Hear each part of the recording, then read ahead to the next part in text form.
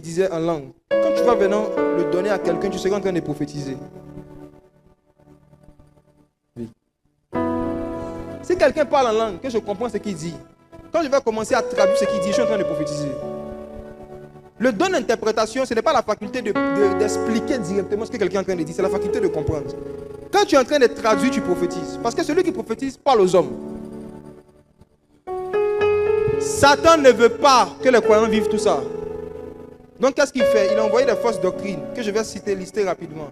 Première des fausses doctrines, ce n'est même pas ce que tu as dit. Ce que tu as dit, c'est la deuxième. Ou non, c'est le diable qui passe pour donner des langues. J'arrive dessus tout à l'heure, on va régler ça.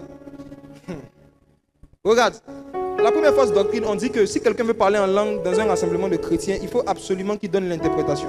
Tu as déjà entendu ça?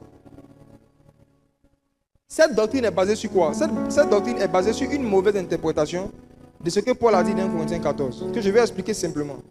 Si vous lisez 1 Corinthiens 14, Paul dit que si un homme vient se tenir devant l'assemblée et qu'il ne dit pas des paroles intelligibles, il ne dit pas des paroles dans une langue qu'on peut comprendre, comment est-ce que le peuple dira Amen? Ça veut dire que si un homme est dans la position de quelqu'un que tout le monde est en train d'écouter, tout le monde fait silence, on l'écoute, et qu'il ne dit pas des choses qu'on peut comprendre, comment est-ce qu'on pourra dire Amen, vu que c'est à nous qu'il s'adresse, il n'est pas en train de parler à Dieu?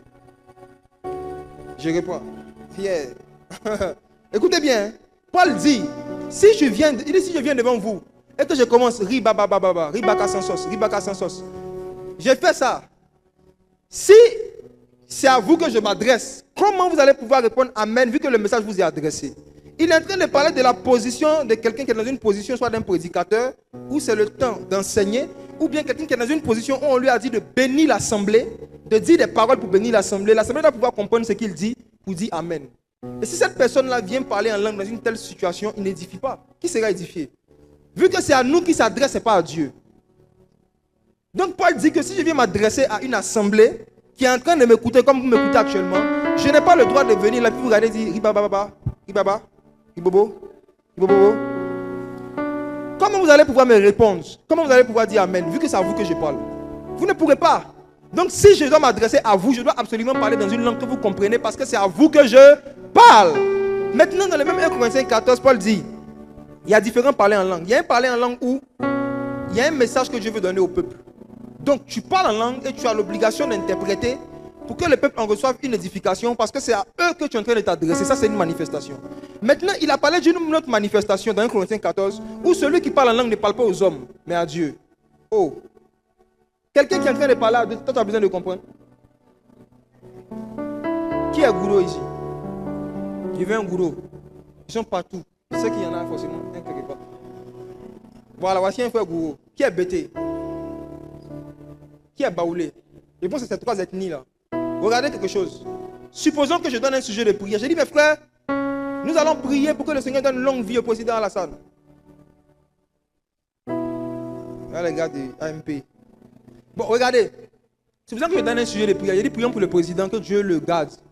Prions. Maintenant, lui, il se met à prier en gourou. Les baoulés prient en baoulé et les bêtés prient en bêté. Est-ce qu'ils ont le droit de le faire? Vous êtes sûr? Vous êtes sûr? Si je donne un sujet de prière, est-ce que chacun a le droit de prier dans sa langue maternelle? Oui? Qui dit non? Pourquoi? On ne se comprend pas. Mais est-ce que c'est à moi qui parle? Vous avez dit? Bon, regardez, ma soeur, regarde. Au milieu de nous, souvent, il y a des anglophones qui viennent, tu vois. On a fait une retraite récemment, il y a une qui était venue des États-Unis. Elle ne comprend pas français. Oui, quand on donne un sujet de prière, par exemple, son mari lui dit, on dit de prier, par exemple, pour le réveil spirituel. Pendant que nous sommes en train de prier, nous, on prie en français, donc elle n'a pas le droit de prier en anglais, parce que nous, on ne comprend pas. Elle doit traduire ce qu'elle dit. Non, tu comprends le contexte, hein? Tu fais façon on est assis, non? Supposons que toi-même qui es là, supposons que tu ne parlais qu'anglais, tu ne comprenais pas français, hein? Et puis je donne un sujet, ta voisine te traduit, il dit de prier pour le président. Prions. Tu n'as pas le droit de prier en anglais. De ta place où tu es. Si.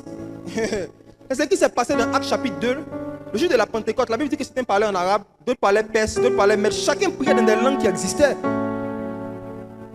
Les apôtres ne se comprenaient pas entre eux parce que ce n'était pas leur langue maternelle, vrai ou faux. Ils ne se comprenaient pas entre eux. Donc il y a une manifestation du parler en langue où les gens qui sont là n'ont pas besoin de comprendre parce que ce n'est pas à eux que tu parles.